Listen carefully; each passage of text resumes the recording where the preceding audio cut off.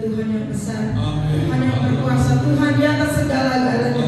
Apapun yang menjadi masalah saya dan saudara, kami yakin dan percaya musim boleh berganti musim, tetapi kasih Tuhan itu kasih yang abadi, kasih Tuhan itu kasih yang tidak pernah meninggalkan saya dan saudara. Haleluya, biar kita mempersiapkan hati kita mempersiapkan Tuhan sebagai saudara firman. Haleluya.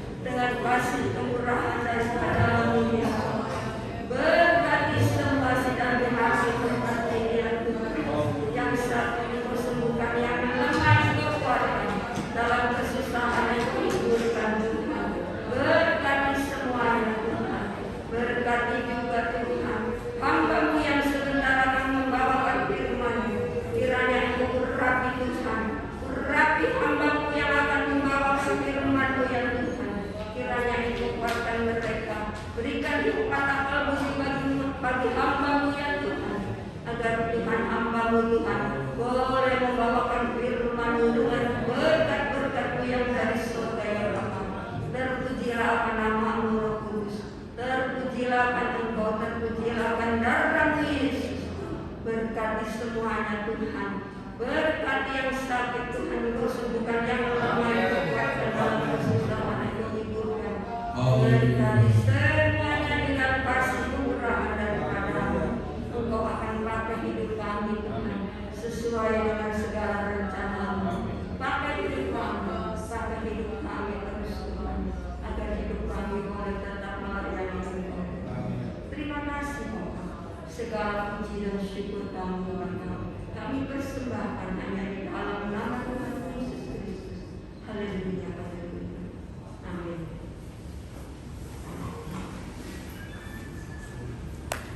Haleluya. Puji Tuhan. Kita sudah memuji menyembah Tuhan.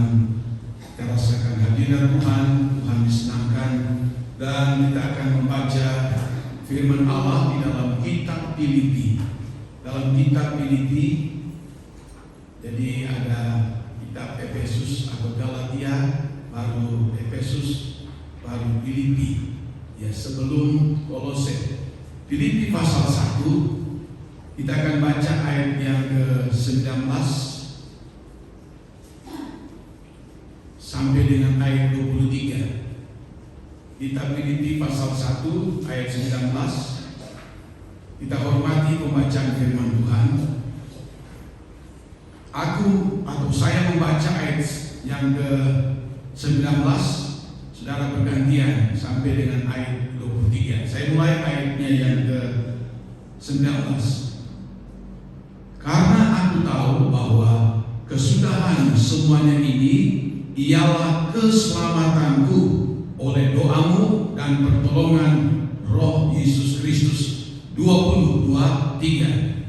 Sebab yang sangat kurindukan dan kuharapkan ialah bahwa aku bersama-sama tidak akan melainkan sesuatu yang sekarang Kristus menyatakan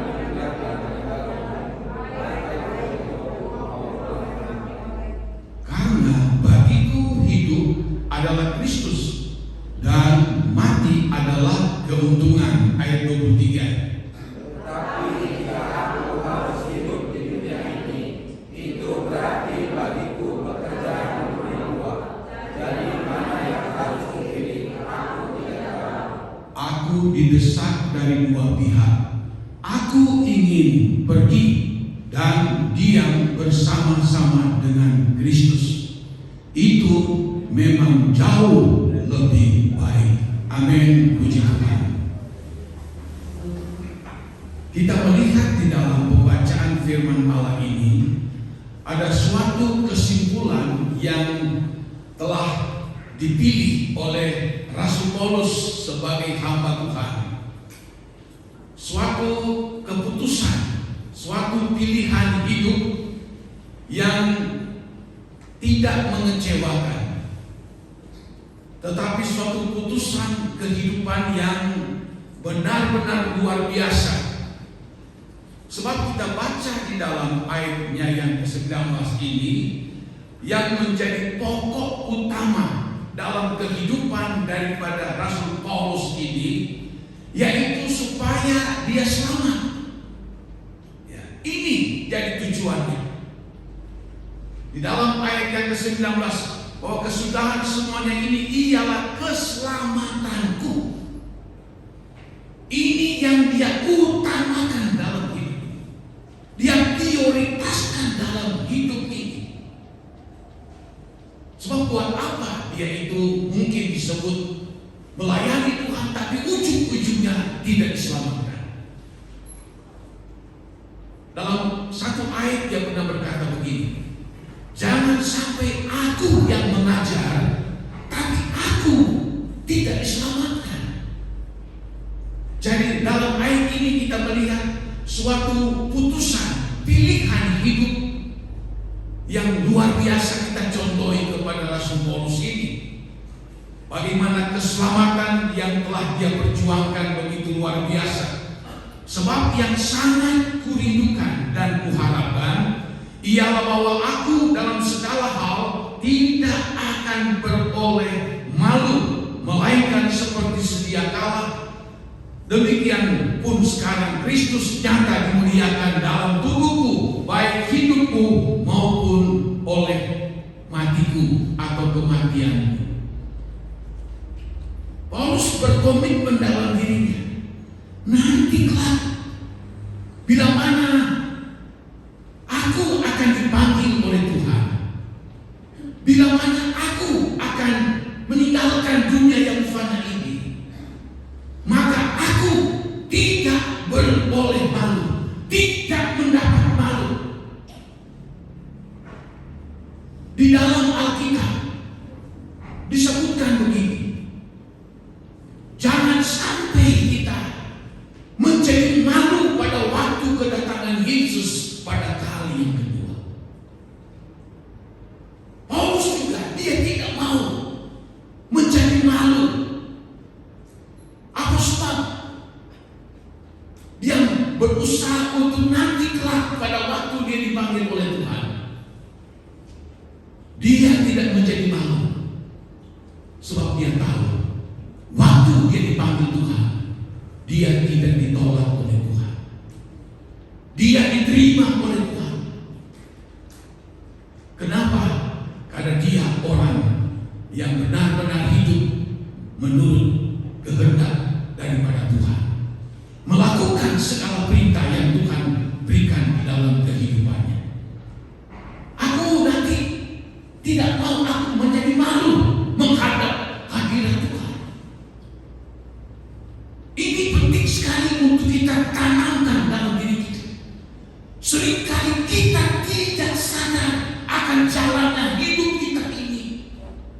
Ada banyak hal yang kita lakukan sengaja ataupun tidak sengaja, yang nanti kelak pada ujungnya, bila mana Tuhan memanggil kita, bila mana Tuhan datang pada kali yang kedua, apa yang terjadi? Kita akan menjadi malu. Kita kedapatan tidak berlayak di hadapan Tuhan. Ini yang perlu kita perhitungkan. Mungkin seperti kita orang Kristen, oh sekarang ini tidak perlu dipikirkan. Yang penting saya boleh datang ke gereja, yang penting saya boleh datang beribadah kepada Tuhan. Namun cara hidup kita ini tidaklah menyenangkan hati dari Tuhan, tidak menyukakan hati Tuhan, malah mengecewakan hati Tuhan, malah melukai hati Tuhan dengan segala perbuatan-perbuatan kita yang tidak berlayak dan tidak berkenan di hadapan Tuhan. Nanti kita menjadi malu, ditolak oleh Tuhan. Paulus dia berkomitmen yang terutamakan adalah keselamatan. Dan bila mana kematianku, aku tidak menjadi malu. Sebab dia tahu dengan pasti aku diterima Tuhan. Semua pekerjaan, semua pelayananku, semua yang aku lakukan, semuanya sudah dihitung oleh Tuhan. Kalau malu dengan manusia, mungkin masih bisa tahan. Tapi kalau malu di hadapan malaikat dan di hadapan Allah, di hadapan Tuhan, kita mau di mana muka kita? Sudah seperti itu, lalu ditolak. Makanya di dalam ayat ini disebutkan, karena bagiku hidup adalah Kristus dan mati adalah keuntungan. Sampai ini keputusan. Aku tidak takut yang namanya kematian. Aku tidak khawatir yang namanya kematian itu. Aku sama sekali tidak menjadi rugi bila mana aku mati. Oh, karena Paulus orang rasul yang luar biasa dipakai Tuhan, disertai banyak mujizat. Dia orang yang sangat ternama, orang tuanya juga orang yang kaya raya. Tapi katanya kematian itu bukan menakutkan, bukan membuat saya khawatir, bukan membuat saya malu, bukan membuat saya khawatir, tapi justru katanya kematian itu adalah suatu keuntungan bagi dia. Kalau kita memiliki suatu keputusan yang sama dengan Rasul Paulus ini, itu menunjukkan kita punya tingkat kerohanian matang di hadapan Tuhan. Sebab banyak orang takut mati. Ada banyak hal yang membuat orang takut mati, karena dia masih ingin menikmati hidup di dunia ini.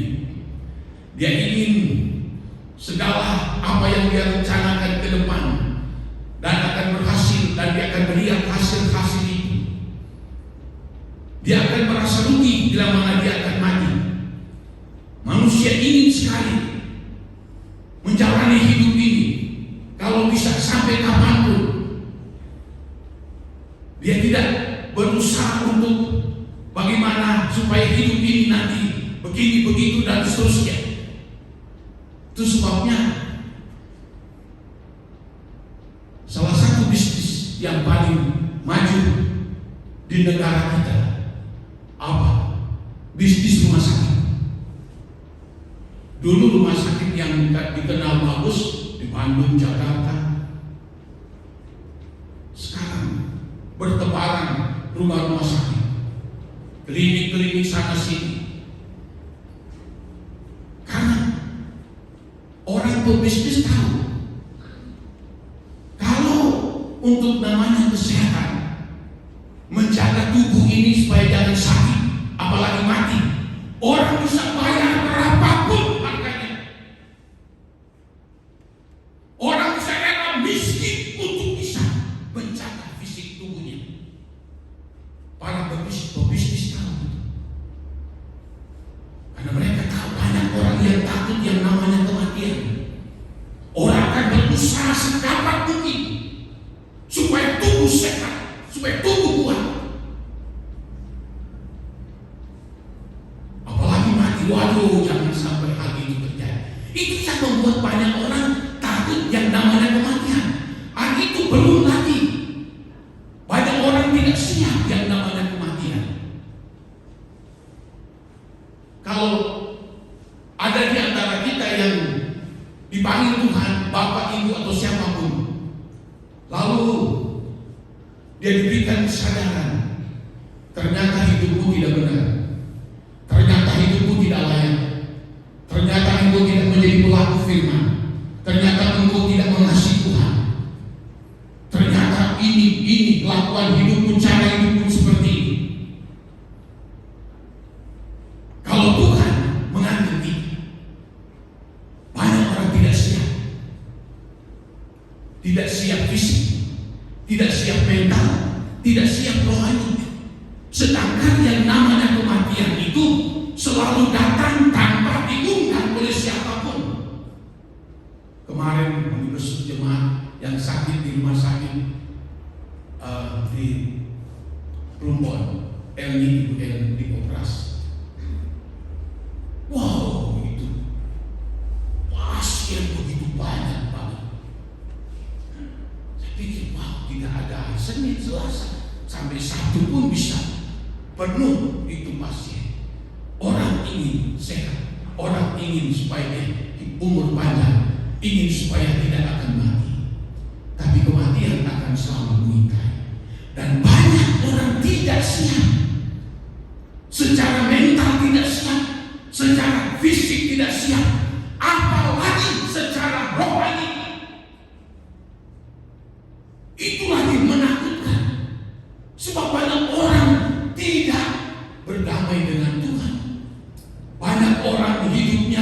tidak menyenangkan Tuhan, hidup yang mengecewakan Tuhan. Tapi kalau sudah waktunya menyesal, tidak akan ada gunanya sama sekali. Rasul Paulus berkata, kematian bagiku bukan mengecewakan aku, bukan menakutkan saya, bukan merugikan saya, tapi menguntungkan saya. Kalau kita punya prinsip seperti ini, wow, hebat. Kita tidak takut kapanpun kita akan dipanggil Tuhan. Sebab apa? Kematian bagi orang yang sungguh-sungguh sama Tuhan itu adalah keuntungan. Amin. Tapi rugi bagi mereka yang tidak siap. Tidak siap fisik, mental, tidak siap rohani. Dia katakan kematian adalah keuntungan bagiku.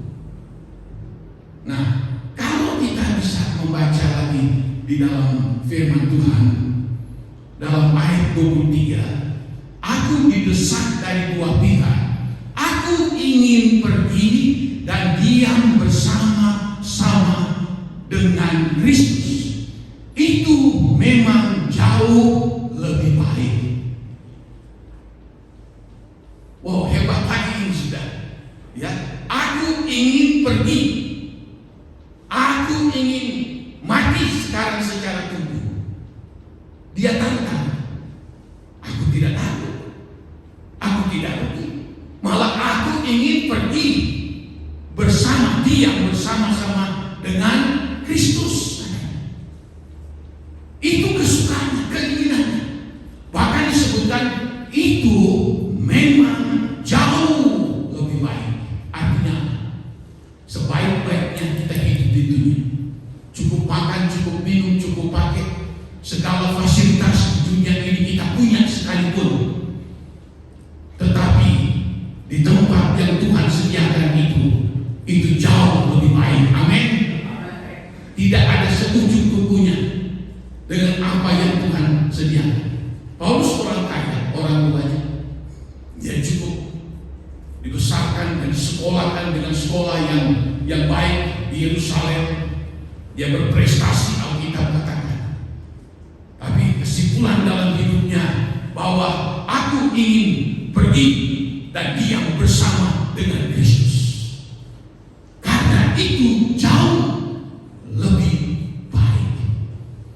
Jadi dalam kehidupan Paulus ini, dia itu tinggal di bumi, tinggal di dunia waktu itu.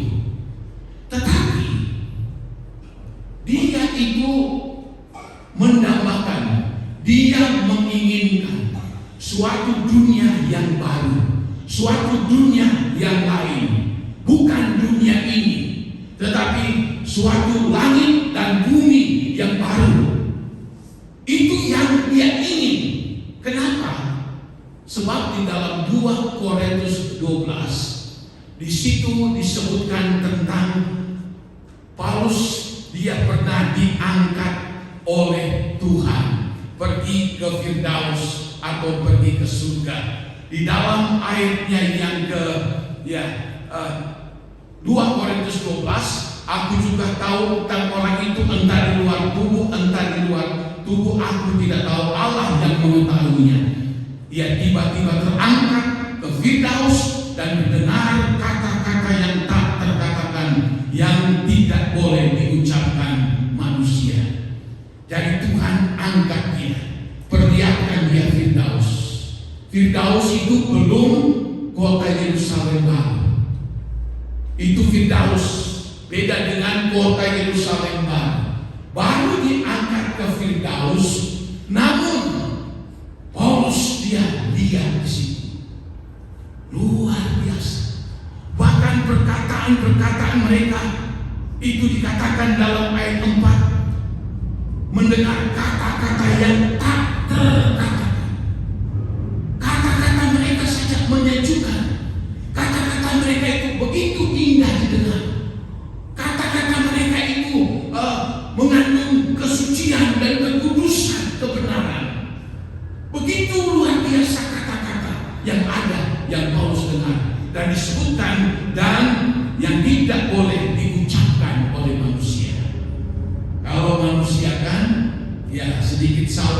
titik marah, mengumpat, kata-kata yang kasar, kata-kata yang jelek itu muncul tiba-tiba. Itulah manusia. Tapi di Firdaus, kata Rasul Paulus, dia mendengar kata-kata yang luar biasa, begitu indah, begitu menyejukkan, begitu enak untuk didengar. Karena kata-kata itu adalah kebenaran Allah, kata-kata itu adalah kekudusan daripada Allah. Baru seperti itu, sudah. Nah, Paulus dia pernah diangkat dan diperlihatkan tentang Firdaus. Baru Firdaus, akhirnya dia berkata, aku ingin lebih baik mati saja. Mati adalah keuntungan bagiku. Dia katakan dalam Filipi yang kita baca tadi, dia katakan dalam ayat ini bahwa adalah lebih baik, katanya dikatakan aku ingin pergi dan diam bersama-sama dengan Kristus. Itu memang jauh lebih baik. Dia ada di bumi, tapi pikirannya, rohnya melambung jauh ke depan tentang tempat yang Tuhan sediakan bagi setiap orang yang percaya kepada Tuhan. Nah, kita akan lihat lagi kebenaran firman Allah dalam 2 Korintus pasal 5. 2 Korintus pasal 5 mulai ayat 1 berkata begini, karena kami tahu bahwa jika kemah tempat kediaman kita di bumi dibongkar, Allah telah menyediakan suatu tempat kediaman di surga bagi kita, suatu tempat kediaman yang kekal, yang tidak dibuat oleh tangan manusia. Ayat ini menyebutkan kita itu bagaikan tinggal dalam kemah. Kemah itu ditaruh, bisa dipindah-pindahkan. Itulah hidup kita manusia. Ya, hidup kita ini bagaikan membangun kemah, tempat tinggal kita tidak kekal, tidak abadi. Seindah apapun rumah yang dibuat oleh manusia, semewah apapun tempat rumah yang dibuat oleh manusia, tapi bagi Alkitab itu bagaikan kemah, sebab tidak akan kekal, tidak abadi. Nah, kita ini nanti setiap kehidupan kita digambarkan seperti kemah, akan nanti dibongkar oleh Allah. Itu gambaran daripada hidup kita manusia yang hidup dalam dunia seperti kemah. Kita tinggal di dalam kemah yang sementara itu. Lalu satu waktu Allah memanggil kita, sama seperti Allah membongkar kemah ini yang kita tinggal di dalam dunia. Nah, tetapi dikatakan Allah telah menyediakan suatu tempat kediaman di surga bagi kita. Kalau orang yang tidak percaya Tuhan, orang yang tidak mengasihi Tuhan, orang yang jahat dan orang yang berdosa, tidak ada kata dalam Alkitab mereka akan disediakan kediaman di surga yang dibuat oleh tangan Allah. Yang ada apa? Neraka yang kekal untuk selama-lamanya. Tapi kita orang percaya yang sungguh-sungguh kepada Tuhan, pada saat kemah kita dibongkar, pada saat kita akan meninggalkan dunia ini, Allah memanggil kita, jangan kita khawatir, sebab Allah telah menyediakan suatu tempat kediaman di surga bagi kita.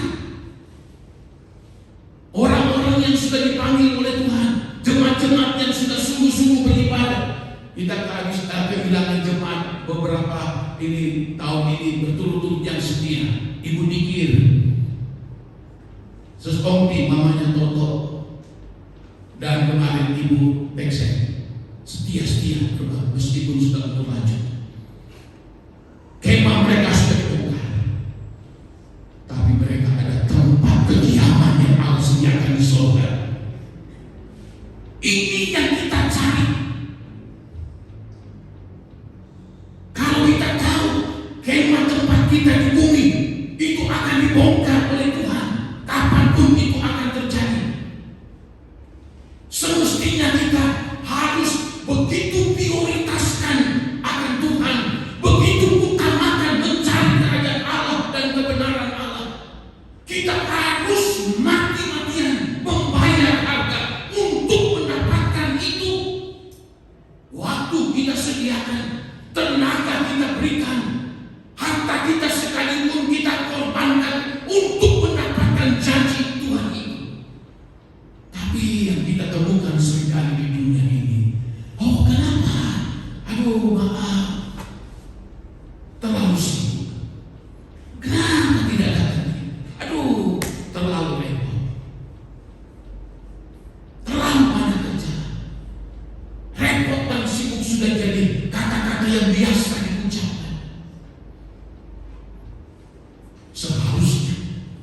kita harus begitu sibuk untuk mencari kerajaan surga.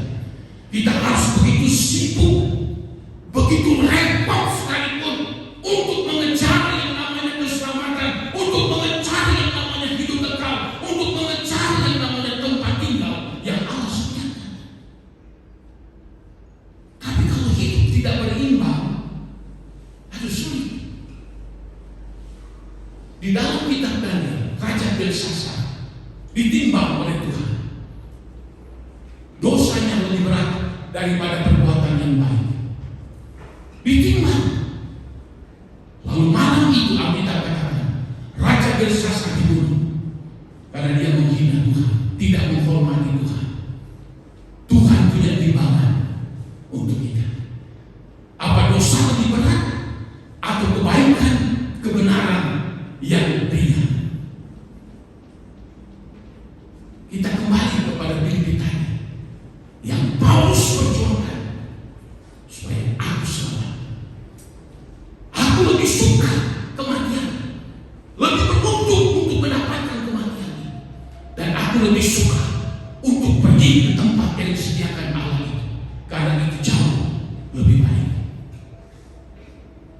Nah, dikatakan dalam ayat ini, selama kita dalam kemah, dalam 2 Korintus 5, kita mengeluh karena kita rindu mengenakan tempat kediaman surgawi di atas tempat kediaman yang sekarang dan seterusnya. Di dunia ini kita sering mengeluh, banyak sekali pengeluhan. Mengeluh tentang fisik kalau sudah tambah tua, ya ada saja keluhan. Mengeluh tentang ekonomi, mengeluh tentang keuangan, mengeluh tentang tekanan-tekanan dalam kehidupan. Tidak akan habis-habisnya selama kita ada di dalam dunia ini.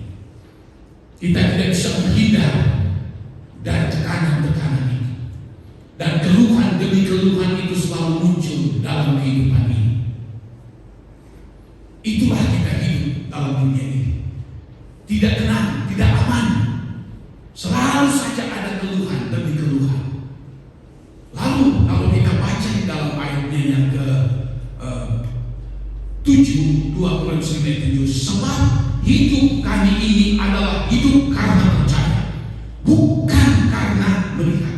Terjemahan lain, perjalanan hidup kami adalah iman, bukan yang kami lihat. Jangan kita jadi pengikut Kristus hanya berdasarkan penglihatan, bukan dengan iman. Iman ini yang kita prioritaskan, meskipun kita belum lihat, tapi kita sudah percaya bahwa apa yang Tuhan katakan itu ya dan amin adanya. Lalu disebutkan di dalam ayatnya yang ke-8, tetapi hati kami tabah dan terlebih suka kami beralih dari tubuh ini untuk menetap pada Tuhan. Kembali diucapkan dalam ayat ini bahwa dan kami terlebih suka kami beralih dari tubuh ini dan menetap kepada Tuhan. Dia ingin tubuh yang dia miliki mati, lalu dia mendapat tubuh yang baru dari Tuhan, lalu akan menetap kepada Tuhan. Ini konsep ini luar biasa. Kenapa Paulus berkata seperti dia tahu, andai kata pun aku mati sekarang, aku sudah melaksanakan perintah Tuhan, aku sudah sangat mengasihi Tuhan, aku melayani Tuhan dan tidak takut mati sekalipun. Aku memberikan tubuhku, seluruh keberadaanku untuk Tuhan. Maka aku yakin, andai kata aku mati, maka tidak akan mati untuk selamanya, tapi aku akan mendapatkan tubuh yang baru, tubuh yang mulia, sama dengan tubuh waktu Yesus dibangkitkan dari antara orang mati itu. Itu sebabnya hati kami tabah dan terlebih suka kami beralih dari tubuh ini, tubuh yang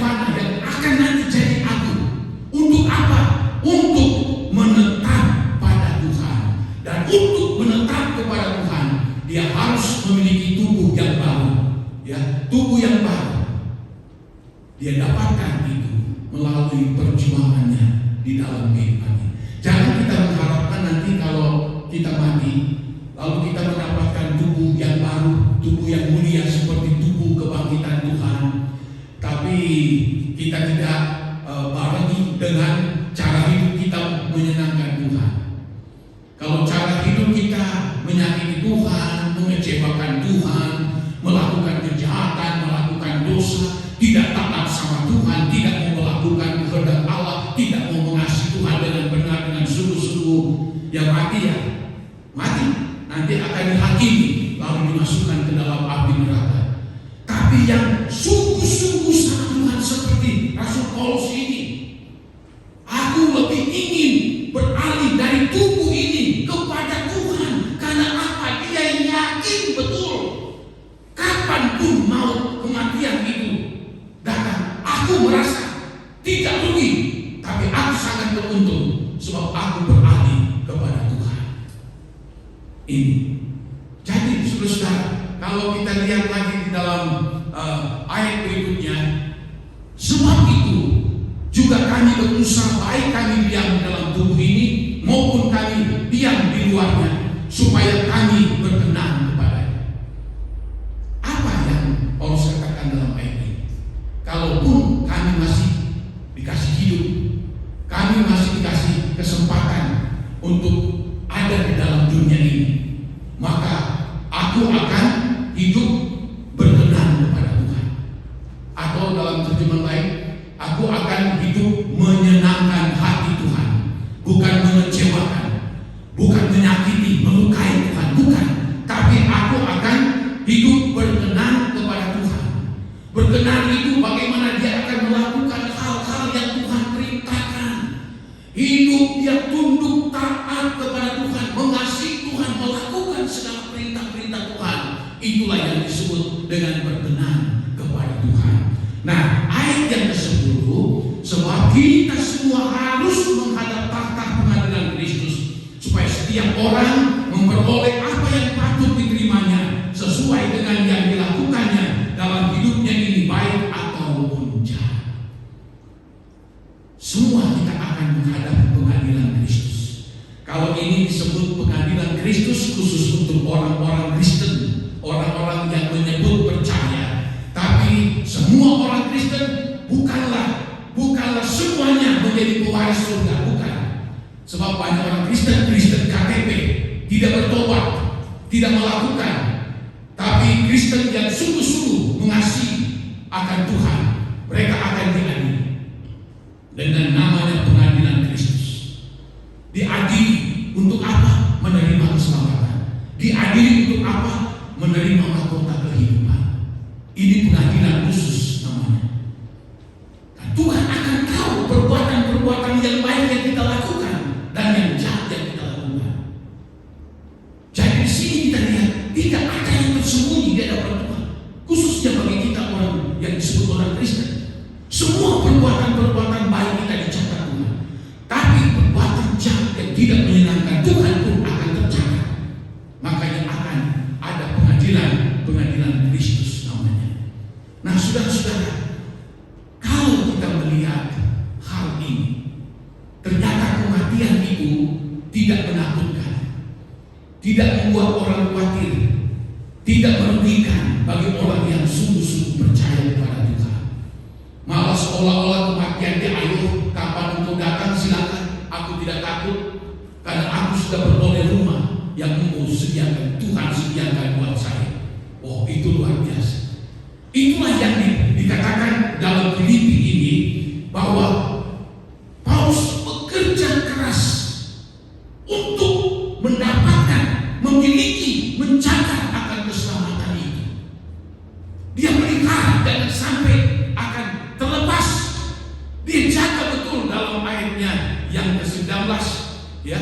Lalu disebutkan di dalam ayat ini, dalam ayatnya ke-20, bahwa Kristus dengan nyata dimuliakan dalam tubuhku, baik oleh hidupku maupun oleh matiku.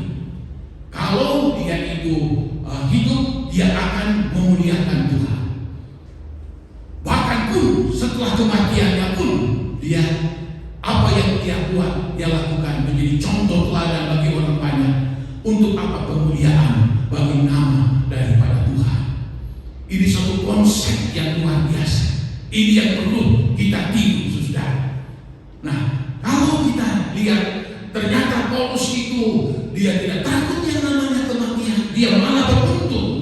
Tapi ada yang kita baca di dalam ayat yang ke-22 berkata begini. Tetapi jika aku harus hidup di dunia ini, itu berarti bagiku bekerja memberi buah. Jadi mana yang harus dipilih aku tidak tahu. Atau dia berkata begini, tapi kalau Tuhan masih memberikan saya nafas kehidupan, Tuhan masih memberikan saya hidup di dalam dunia ini, bahwa itu tandanya dan itu berarti bagi dia adalah apa? Bekerja memberi buah. Ya, kalau Tuhan belum mengambil saya tidak apa-apa. Tapi itu tandanya bagi saya akan bekerja untuk mengeluarkan buah. Ini penting. Di dalam Alkitab ada 3 macam buah rohani. Saya sudah seringkali menyinggung itu, tapi tidak apa-apa. Ya, pertama adalah ditulis di dalam Matius 3 ayat 8 dan sampai dengan ayat 10. Orang Saduki, orang Farisi, mereka datang minta kepada Yohanes Pembaptis supaya dibaptis. Tapi mereka tidak bertobat. Hidup mereka itu amburadul, hidup mereka jahat. Lalu kata Yohanes Pembaptis, keluarkan dulu buah-buah pertobatan. Aku akan baptiskan kalian, tapi keluarkan dulu pertobatan, buah-buah pertobatan. Apa maksudnya ini? Dari hidup kita hari ke hari, kita harus berusaha dan berjuang untuk hidup mengeluarkan buah-buah pertobatan. Artinya kita hidup benar. Hidup benar di hadapan Tuhan, menjauhkan dosa, menjauhkan kejahatan, menjauhkan hal-hal yang tidak menyenangkan Tuhan. Kita hidup benar di hadapan Tuhan. Itu yang namanya ada buah pertobatan. Nah, seringkali kan jadi ejekan orang. Loh, jadi orang Kristen, jadi orang gereja, tapi uripe kayak orang.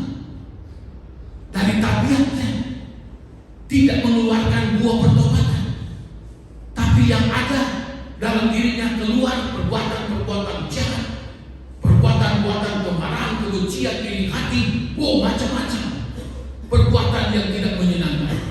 Nah, itu tidak ada buah pertobatan. Buah pertobatan terus diperjuangkan setiap hari. Bagaimana cara Kristen? Kita harus hidup bijaksana, minta hikmat dari Tuhan, minta Roh Kudus untuk menyadarkan kita supaya kita tidak terjebak di dalam dosa. Sebab ada orang berkata, orang dunia, mata itu adalah jendela tubuh.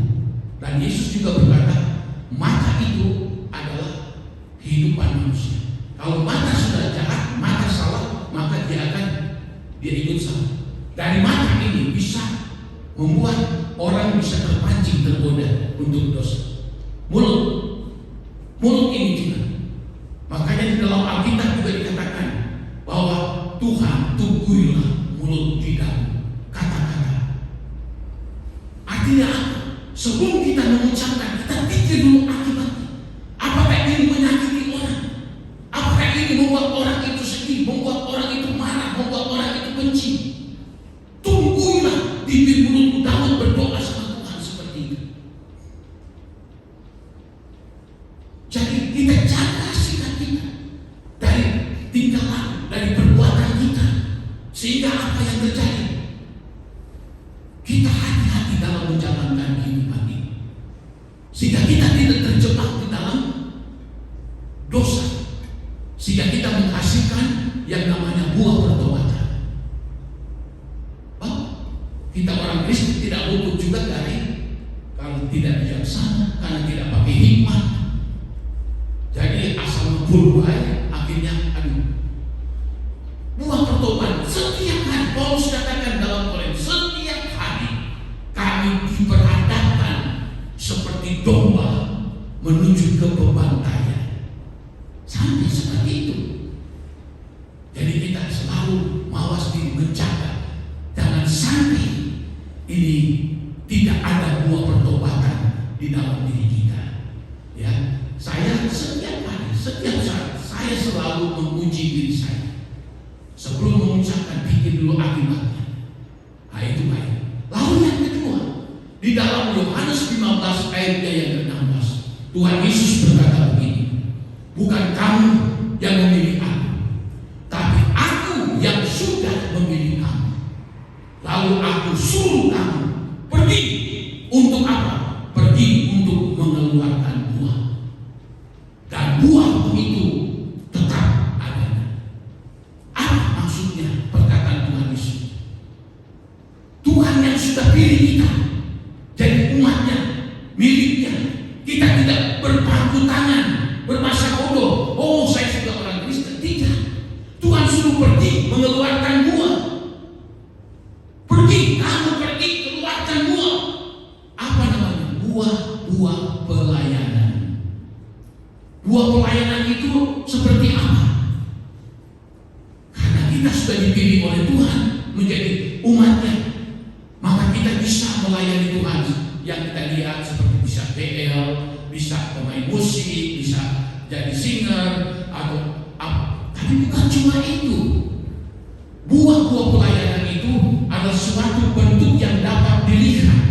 Buah dapat dilihat, dapat dipetik, dapat diambil. Buah itu suatu bukti bahwa kita akan mempersembahkan buah itu, sebab di dalam kitab bilangan, jangan kamu menghadap Allah dengan tangan yang kosong. Jangan. Jadi firman Allah sudah atur, kita harus mengeluarkan buah. Jadi jangan kita sungkan memberikan waktu kita untuk Tuhan. Jangan pakai untung rugi untuk memberi waktu sama Tuhan. Jangan kita pikir untung rugi, talenta kita, kemampuan kita persembahkan sama Tuhan. Itu buah pelayanan. Ya, talenta kita, waktu kita, tenaga untuk kita berikan untuk pelayanan. Dan apalagi Tuhan memberkati pekerjaan kita, Tuhan memberkati usaha pekerjaan kita. Dan kalau Tuhan memberkati kita dengan berkatnya, kita tidak pakai sendiri. Berkat yang Tuhan berikan itu kita pakai, salurkan untuk pekerjaan Tuhan. Sudah diatur di dalam Alkitab. Firman Allah katakan bahwa persembahkanlah segala persepuluhan di rumah Tuhan, supaya ada makanan di dalam rumahku, dan ujilah akan aku, maka aku akan melimpahkan berkat kepada kamu, dan aku akan menghardik segala belahan, sehingga dia tidak akan memakan hasil tanaman. Ini buah yang kita persembahkan. Makanya banyak ajaran-ajaran di YouTube saudara, seolah-olah kalau begini bahaya itu mah tidak betul. Ikuti firman Tuhan. Tuhan katakan seperti itu, bawalah ke dalam rumahku supaya ada makanan di dalam rumah. Bukan cuma itu, kita juga menabur dalam 2 Korintus 9. Kita bisa ada tempat ibadah seperti ini, baca gereja, itu buah pelayanan, buah korban kita. Ada 2 yang Allah minta di dalam kehidupan kita orang Kristen, mempersembahkan persepuluhan dan kita berkorban untuk gereja, untuk kemajuan pekerjaan Tuhan. Kalau tidak ada, gereja kapan bisa maju? Itu adalah yang disebut buah-buah dalam pelayanan. Kalau engkau tidak melakukan itu, engkau berarti tidak berbuah. Di dalam Yohanes 15, di situ dikatakan, pohon yang tidak menghasilkan buah, dia akan ditebang, lalu akan dibuang ke dalam api dan dibakar. Orang yang tidak melakukan pekerjaan Tuhan, tidak mau pergi untuk berbuah, sama dengan pohon dalam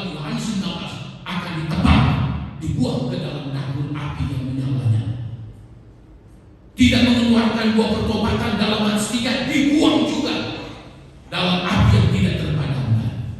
Kita pilih mana?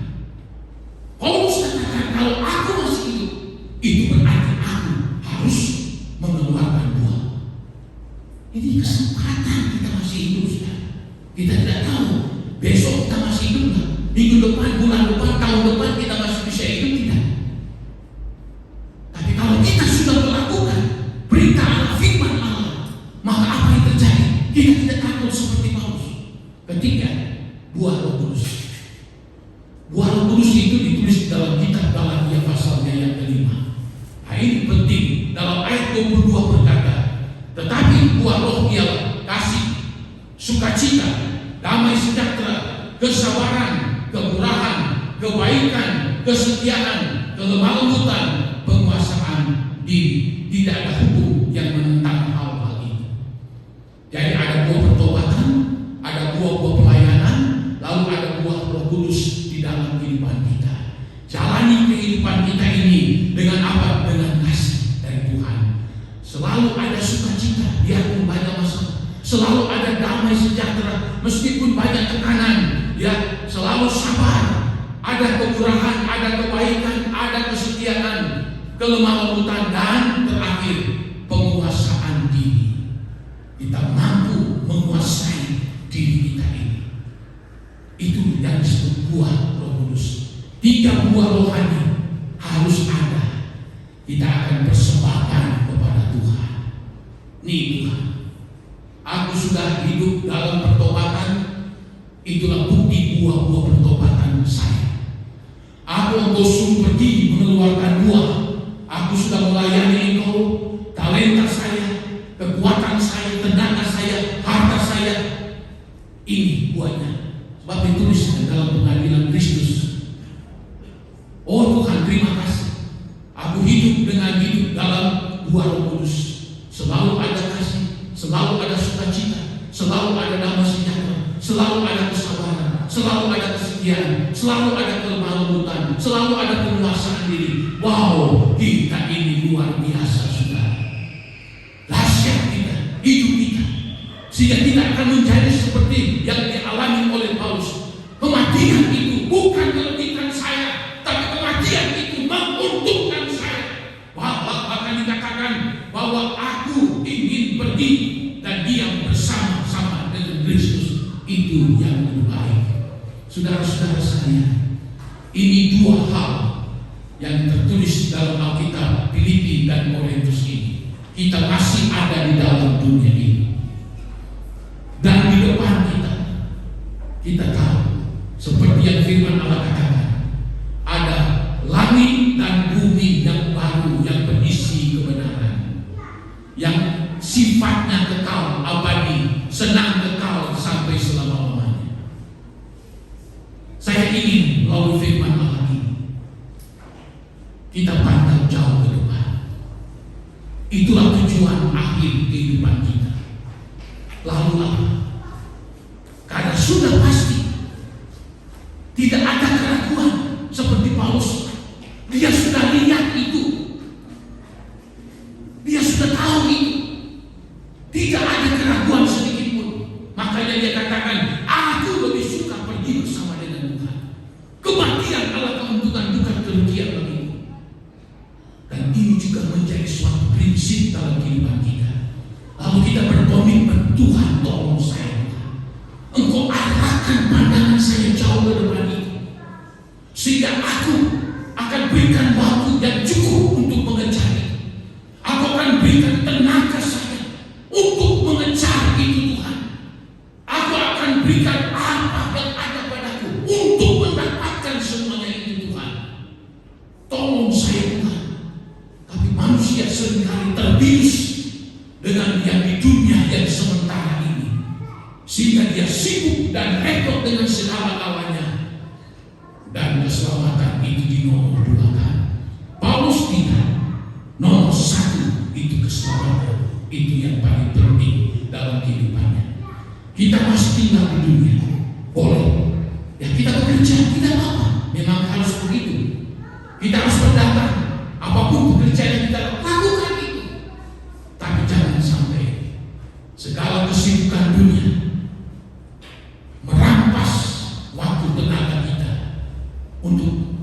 kita terhalang untuk mencapai hidup yang kekal itu untuk selamanya.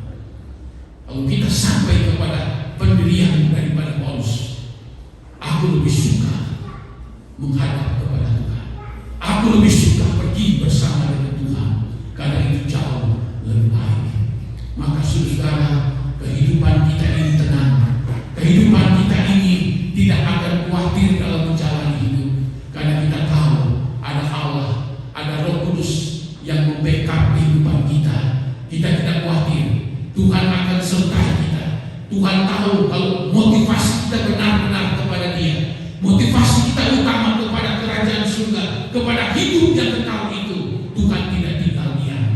Ya, iblis berusaha mungkin menggoda kita, tapi ada Roh Kudus yang membackup kita, mengarahkan, menguatkan kita supaya kita selalu berjalan di jalannya Tuhan sampai nanti kelak kita dipanggil Tuhan.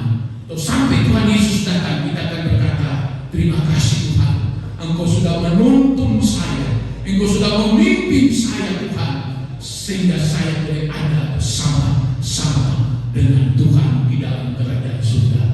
Tuhan berkati, kita masuk di dalam doa. Berikanlah tanganku kudus setiap hari,